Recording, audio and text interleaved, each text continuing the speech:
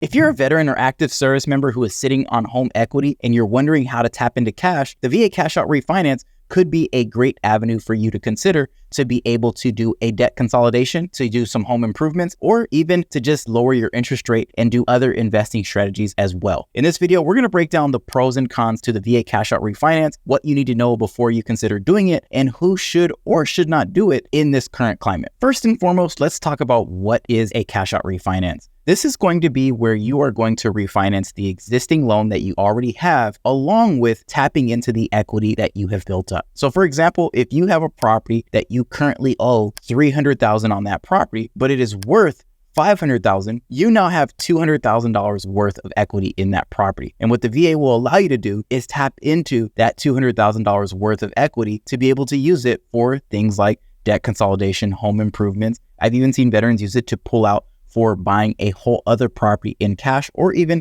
as a down payment on another property if that's what they choose to do. What makes the VA Cash-Out Refinance unique compared to other forms of cash-out refinances for things like a conventional loan is going to be how much you can tap into. You see, the VA Cash-Out Refinance will allow you to pull out up to 100% of your home's appraised value for the cash-out purpose, whereas a conventional loan will only allow you to pull out up to 80%. Now, I want to talk about some of the pros to doing a cash-out refinance. The first is going to be mainly the access to cash. And the amount that you're going to have access to is going to be dependent upon two major things. The first is going to be how much you have available in equity based off of what you have accrued over the life of owning the home, and also how much you have paid down in your existing loan. The second is going to be what you can income and credit qualify for. At the end of the day, you must still be able to income and credit qualify for the property that you are doing a cash-out refinance on. The next pro to a cash-out refinance is going to be competitive interest rates. You just heard me talk about how the VA Cash-Out Refinance has better rates than conventional loans, and this goes across all different forms. Typically, VA loans have lower interest rates available than they would be on other loan types. So this is a game changer in terms of your ability to not only qualify, but also your ability to save money on your monthly payment. And then the last pro that I would say to the cash-out refinance is debt consolidation. Now, I know I talked about this a couple of times already, but I just want to make sure I actually go a little bit deeper into this particular topic, because a lot of veterans actually don't fully consider the power in what a debt consolidation cash-out refinance could do for them. You see, having high interest credit card debt, or even having high interest consumer debt for things like an auto loan or a personal loan, can be a lot more expensive to pay for separately versus refinancing it into a home loan. Even though interest rates maybe are higher now than you would like them to be, or where they were a few years ago, a home loan is going to be far better than a high interest rate credit card or personal loan, which means that you're now going to be able to have more money left over towards paying down your principal balance much quicker. A lot of veterans I have seen that will have low interest rate home loans will pass up for a cash-out refinance to be able to pay off all of those existing debts and roll them into their home loan. So that way they're able to have more money left over, and then take that additional money that they would have already been paying to those other things separately, and now can actually apply it towards the principal balance of their home loan, thus paying their home off quicker and staying more debt-free. So now let's dive into some of the guidelines, rules, and requirements of a VA cash-out refinance. The first one is going to be minimum credit score. Even though the VA guidelines don't have a minimum credit score associated with it, this is where it's going to be dependent upon the lender that you are working with. There's a lot of lenders out there that will require as low as a 620 or above for the minimum credit score, but then there's others that maybe are like me and my team, where we can go as low as 580 in order for you to be able to do a cash-out refinance. It's important to simply understand that whatever the lender is you are working with, you must meet their minimum criteria in order to get the VA loan. The next one is going to be occupancy requirement. When it comes to occupancy, the VA cash-out refinance does require you to intend to occupy the property as your primary residence for 1 year at the date of the refinance closing. The next one is going to be appraisal.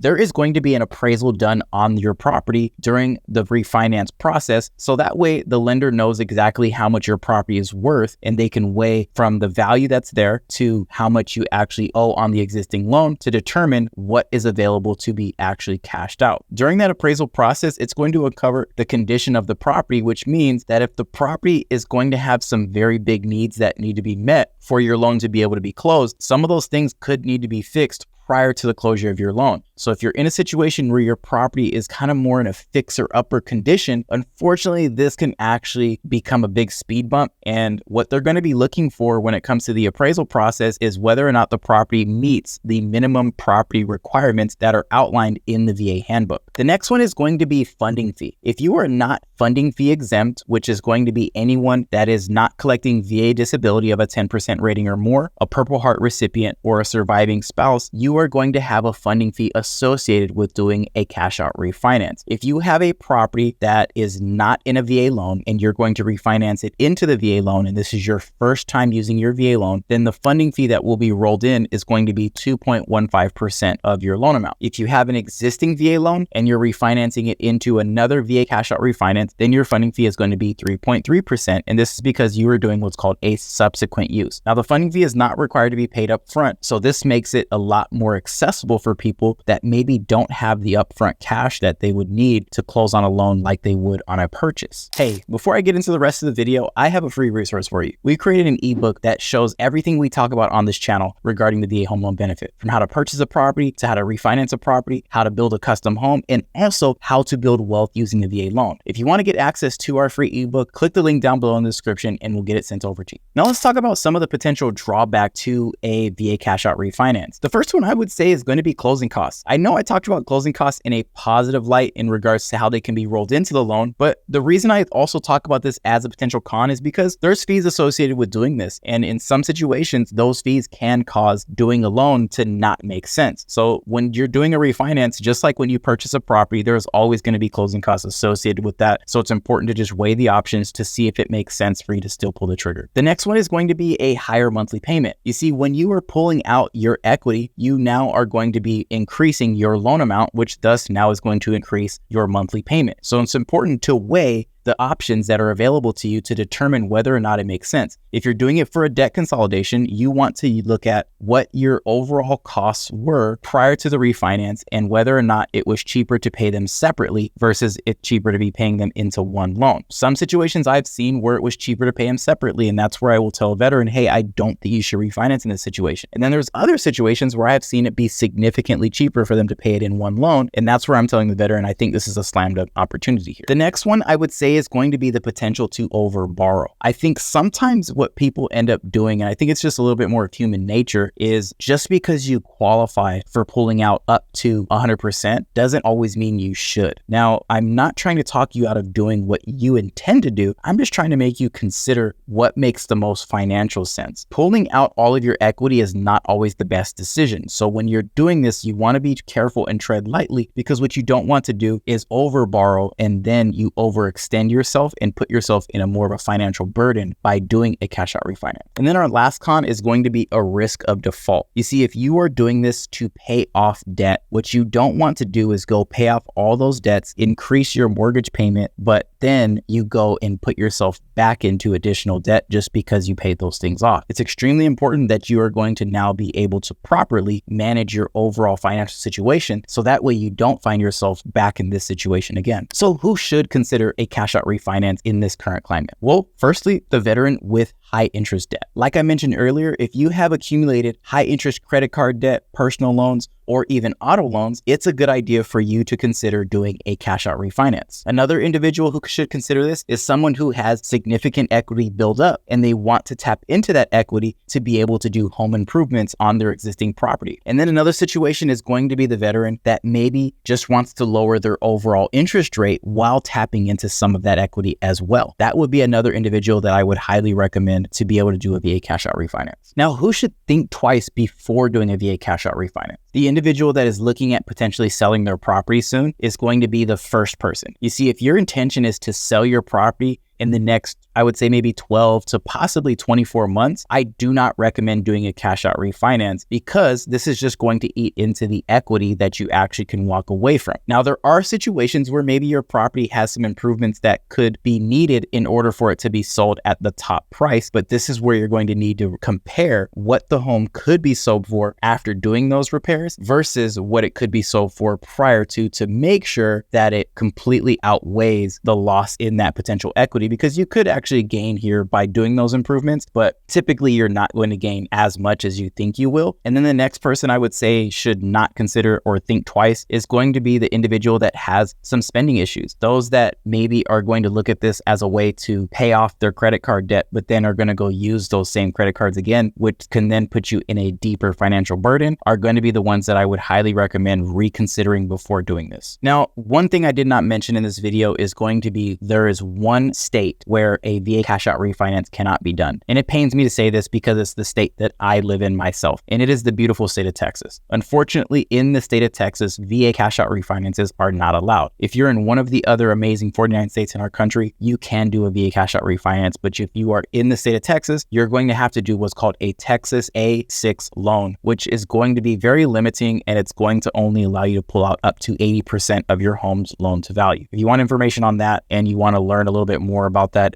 with regards to your personal situation, reach out to me. I can connect you with somebody that can help you with that particular thing. But if you're in one of the other states, you can do a VA cash-out refinance. So there you have it, everything that you need to know about VA cash-out refinances. If you want to get connected with me and my team, click the link down below in the description. I'll be happy to help you navigate the VA cash-out refinance process and give you a very honest quote and feedback on whether or not it makes sense for you and your family. The last thing I want to leave you with, which is the most important thing, is Jesus loves you and he paid the ultimate price for your life. So if you turn to him, trust in him, and believe in him, he has a beautiful plan and purpose for you.